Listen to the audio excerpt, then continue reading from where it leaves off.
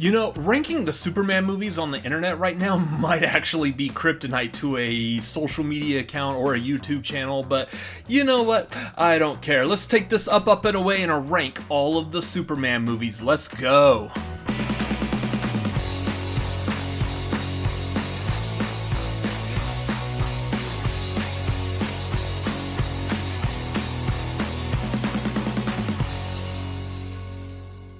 Welcome back to the Cinefanatics. My name is Robert Adams. Today I've got a ranking of all of the Superman movies. Again, this is going to be my opinion alone. If you agree, you disagree, whatever, let me know down below in the comments. That's where your opinion can go, right down there. While you're down there, make sure you hit the like button and subscribe. This is going to be a pretty big list. I have a lot of thoughts. Let's get into this. At number 7, Superman 4, The Quest for Peace. You know, honestly, I think they tried. They tried to make this as close to a comic book movie, steering away from kind of the seriousness, at least of the first two. I know technically they also tried on the third movie as well, but we're not quite there yet. It's next. But to do that, they sacrificed interest and common sense. Other than this, like, silly plot about the Daily Bugle... Other than the silly plot of the Daily Planet getting bought out by like a tabloid or whatever, we also get Lex Luthor as the villain again. And this time he has future Lex Luthor, Jon Cryer, and Nuclear Man in tow. And why would you use Nuclear Man when you got a plethora of other Superman villains that you haven't used yet by the time you're at the fourth movie? I don't think there's anybody, at least on this planet, that knows or will admit to knowing. It's cheesy, terrible, and somewhat fun, but completely forgettable. Number 6, Superman 3. I know, huge surprise, right? Like, I didn't mention this before. You see, at this point in the 80s, we are on the peak of, like, Superman interest with these movies. But we were also at the peak of Richard Pryor interest with a lot of his earlier movies from the late 70s, early 80s. So the producers decided, hey, let's just stick Richard Pryor in this thing, and therefore make Superman and Richard Pryor the best duo ever since Peanut Butter and Jelly. I mean, at least there's no Lex this time, but we get, like, Gus Gorman, who's this, like, computer genius, and we've got this tech billionaire Ross Webster, I believe is his name, and a supercomputer that if you squint just right through the right light and the planets are aligned, it may be Brainiac, who knows? We could just hope and dream. I mean, it does have comic bookish moments like Superman fixing the Leaning Tower of Pisa, or getting drunk and flicking peanuts at a bar, breaking bottles, or, you know, getting in a fight with himself like we all do from time to time, or me, daily. Needless to say, it's all a little too goofy, and it's just really missing the heart that we had in the previous two movies. Number 5, Superman Returns. Beautifully shot movie. I love how it has like that soft glow and the production design and how bright the colors look. Story-wise, it's okay. I would have liked more of an original story without it having to be connected to, like, at least the first two Christopher Reeve movies. This did basically what we've seen the Halloween franchise do, that at various points, we're just ignoring the other sequels that came, in this case Superman 3 and 4, that I just mentioned already, for good reason. And we're saying that this movie takes place after Superman 2, so it's kind of weird whenever you do that with a franchise, and I get it with horror because, like, the Halloween franchise or Texas Chainsaw Massacre have also done this. That makes sense because there's different angles we could go with this, but Superman, like, really needs to stay kind of a coherent story. I understand there might be some of y'all that disagree with me on that, but that's kind of what makes this movie a little jarring, is that we're connected to the 80s movies, but we don't look like the 80s movies, and we're not starring the 80s cast members, which I understand. Time moves on, they're older, but yeah, it just feels disjointed because of that. Also, I kind of hate the Superman has a kid with Lois storyline. Like, when I was a kid, I was a Superman fan growing up. When I was a kid, Superman didn't have a kid. That didn't make sense. In the comics, alternate Supermans had children at various points, but the main canon Superman, which I know has been rebooted through like Crisis and New 52, Rebirth, sure, I get that, but the main canon Superman never officially had a kid until like 2015. Up until this point, I've only been interested in the idea of Superman having a child from the conversation that we got in Mallrats about how could Superman procreate with a normal woman like Lois. He would need to wear a kryptonite condom. Feel free to watch Mallrats if you want more on that discussion. It is a lot of fun, though.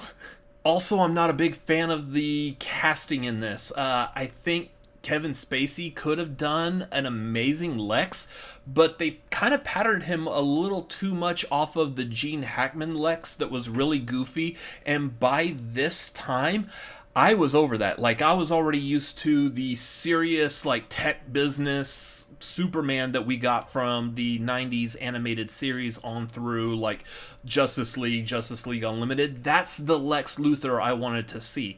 Also, by this time, we already had Michael Rosenbaum's Lex from Smallville, who was basically coming up as just an evil businessman. He wasn't doing, like, all these goofy land grab things that the Lexes in the movies thus far have always wanted to do. And then Kate Bosworth didn't have that fierce Lois attitude that I'm so used to, that Margot Kidder embodied. And also, Brandon Routh, while he's a good actor, he just didn't quite sound like Superman. Just really didn't hit that Superman nerve for me. Which is hilarious, because he's, as of this filming right now, he's the only Superman I've actually met in real life. I would love to meet as many as I can, but he's so far the only one.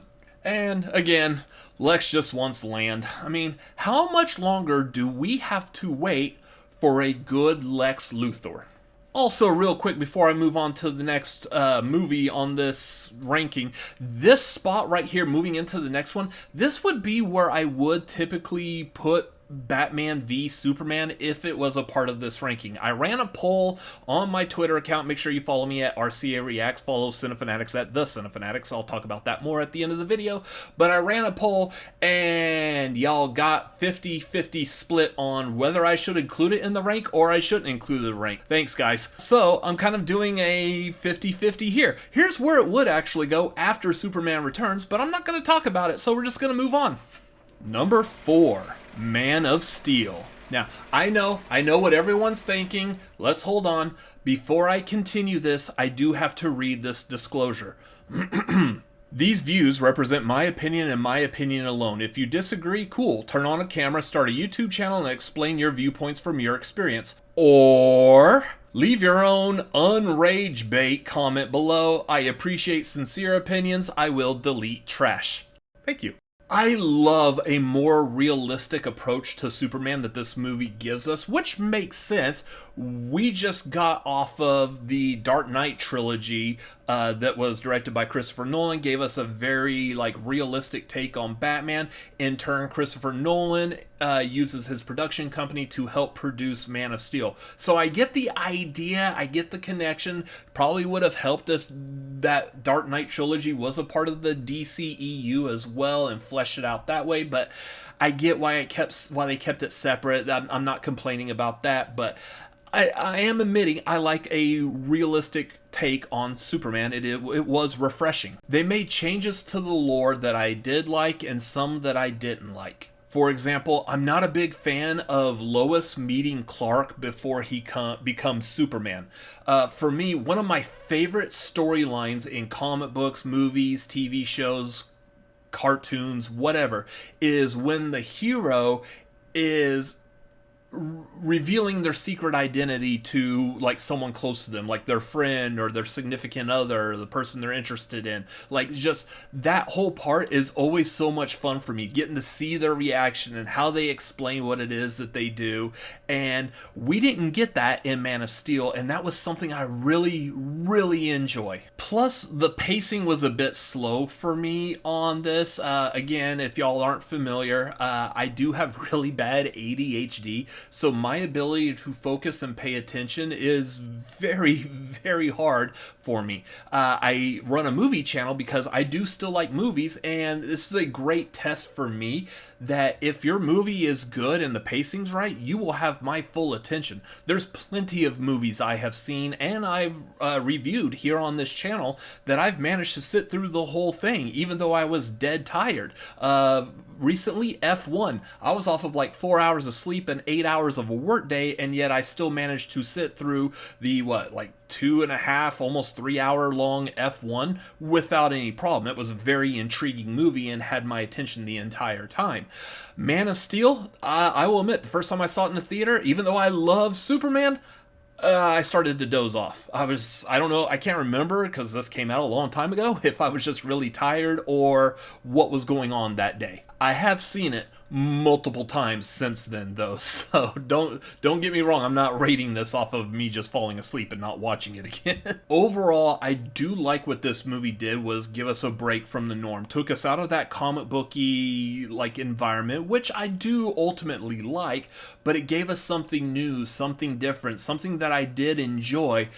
It just didn't give me anything to really push it past other movies in the grand scheme of things. It was more of at that time I really enjoyed it, but it's not really standing the test of time when there's other movies I much more prefer over it. Number 3, Superman 2025. And now for the answer to the question that you've been asking ever since I was talking about the last movie. Why am I putting Superman 2025 higher? I liked it more.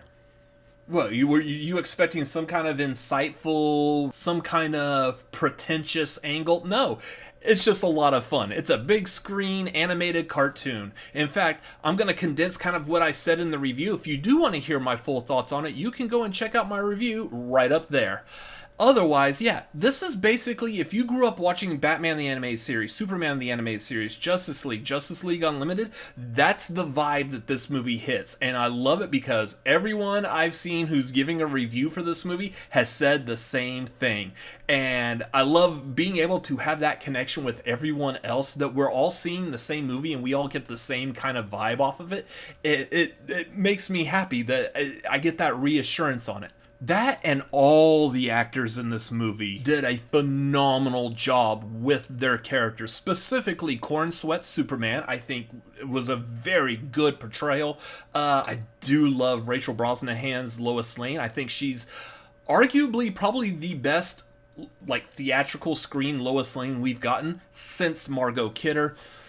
I am also a fan of Smallville's Erica Durance. I think she had that perfect Lois attitude as well. She just wasn't the full-on Lois Lane that we all knew and loved yet, but I think she was heading that direction. And then also Lex Luthor. This is easily the best theatrical Lex Luthor we've ever gotten. My opinion, again, I'm still a fan of the Clancy Brown animated Lex Luthor from the Superman animated series, Justice League and Justice League Unlimited. And again, I'm a big fan of Michael Rosenbaum's Lex from Smallville. This is the first time that we really got a good Lex outside of the funny, goofy Gene Hackman, Kevin Spacey takes on it. It is kind of funny though, he still wants land. Otherwise, everything else with this, the cinematography, how this movie was shot with the slow motion and the dynamic camera angles, absolutely loved. And the score for this movie, so good. Don't get me wrong, Hans Zimmer did a fantastic job with the Man of Steel and whatnot, but the score on this movie plus the cinematography, this is everything I wanted in a Superman movie. And if it wasn't for the nostalgia factor for the other two that are about to come, this would probably be my number 1. Number 2, Superman.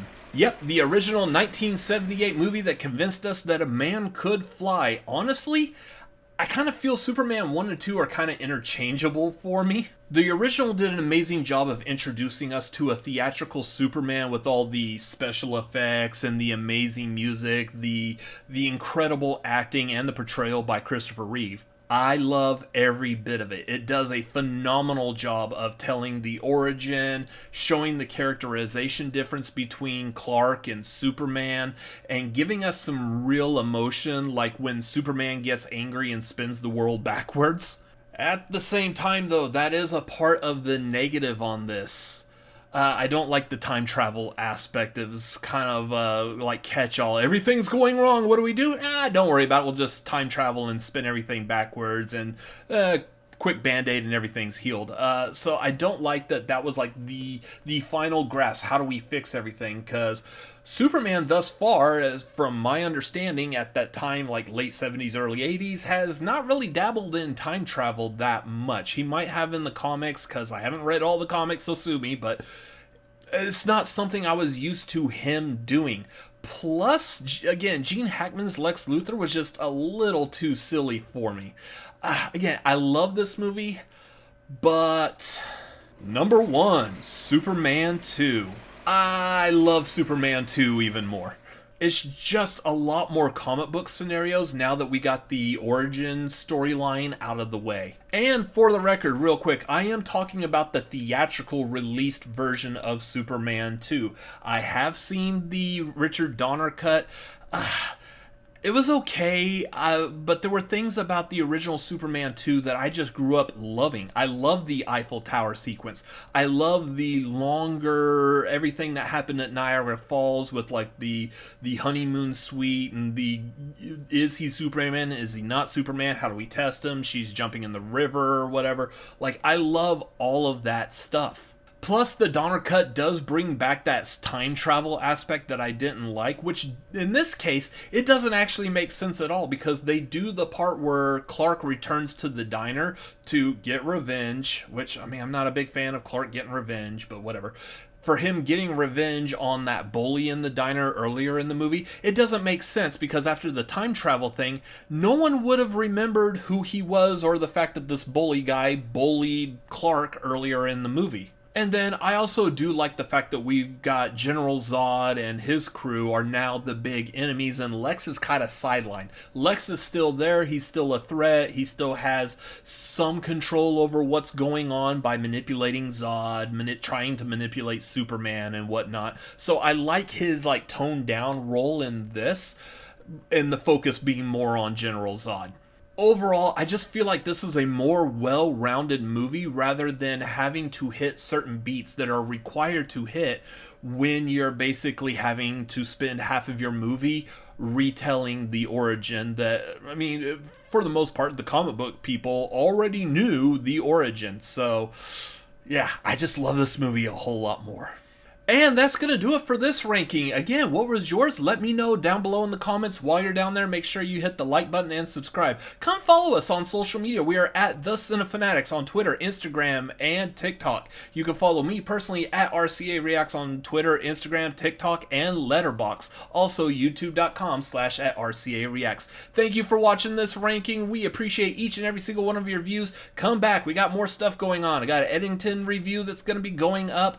Going to be seeing I Know What You Did Last Summer for some reason, but we'll have reviews, rankings, all kinds of fun stuff. Make sure y'all come back. We'll see you then at that time.